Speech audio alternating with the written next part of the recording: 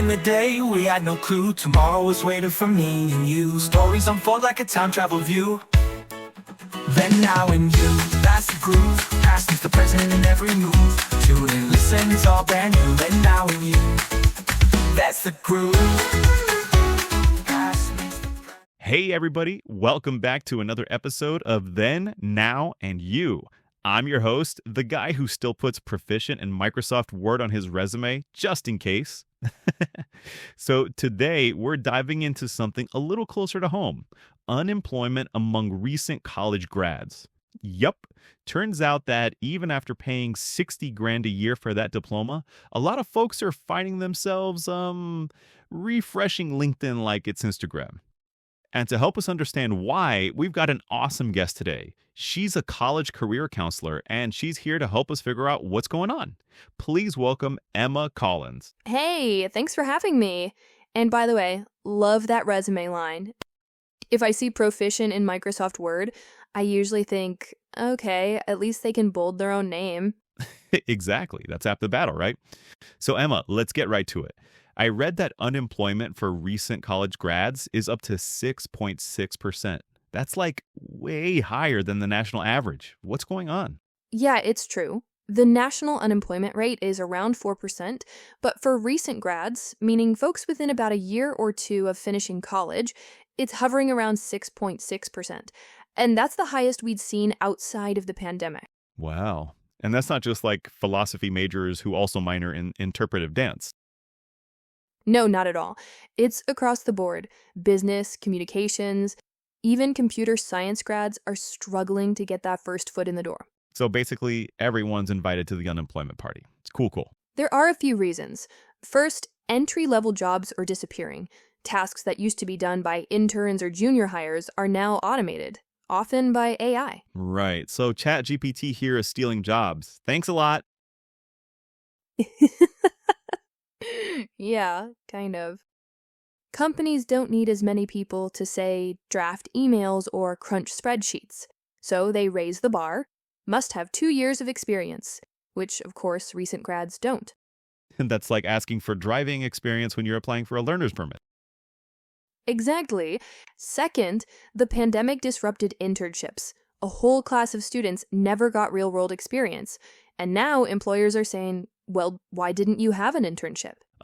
Maybe because I wasn't allowed outside for a year and a half? Right.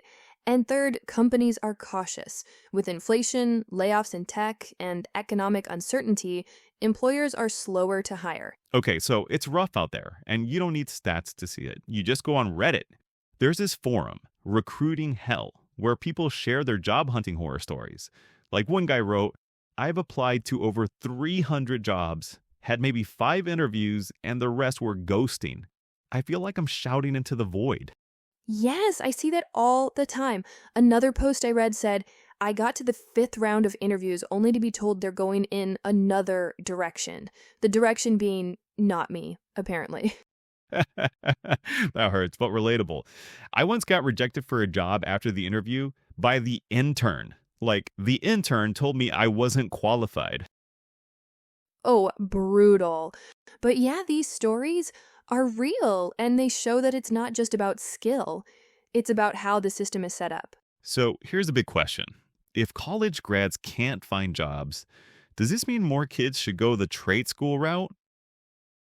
Not necessarily either or, but yes, trades are booming. Electricians, welders, plumbers, HVAC technicians, they're in high demand and often earn good salaries with far less student debt. Right, like a set of $80,000 in debt and a political science degree, you could have $20,000 in training debt and make 6 figures fixing air conditioners. Exactly, but college still has value for fields like medicine, law, engineering, and many careers require that broad critical thinking you get from university. So it's really about knowing what you're signing up for. College isn't a golden ticket anymore, it's just, well, one of many tickets. Okay, Emma, I want to get practical here.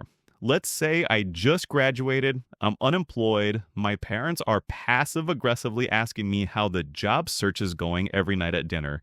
What should I actually do? All right, here are my top tips. 1, show, don't just tell. Employers want evidence, so build a portfolio. even if it's projects from class, volunteer work, or freelance gigs. 2.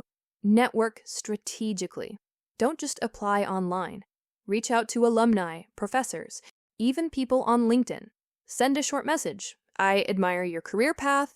Could I ask for 15 minutes of advice? Most people will say yes. 3. Learn micro skills.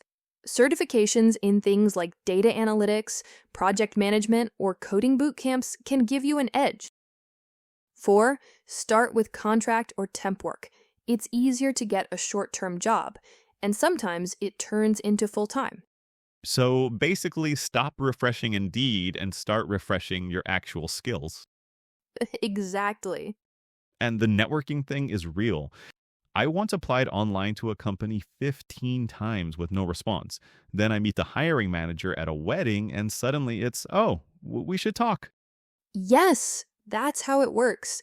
The hidden job market is real. Now, not to put this all on the grads, but could schools and employers be doing more here? Absolutely. Schools need to offer more apprenticeships, co-op programs, and real-world projects. Employers need to bring back true entry-level roles where you can actually learn on the job. Right, not entry level, must have 5 years experience and be willing to work nights, weekends, and maybe on Mars. Exactly. All right, Emma, this has been amazing.